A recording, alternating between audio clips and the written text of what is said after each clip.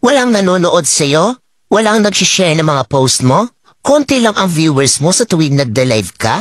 Hindi ka sinusuportahan ng mga kamag-anak mo?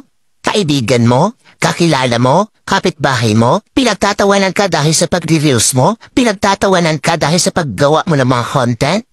Ito ang tatandaan mo. Huwag kang huminto. Huwag kang susuko. Huwag kang papaapekto sa sasabihin ng ibang tao tungkol sa'yo.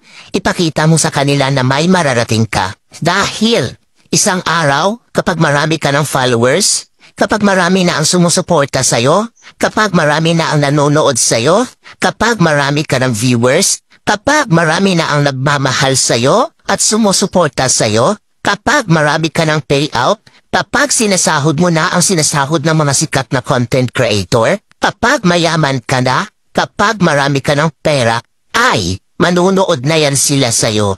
Sila na ang kusang lalap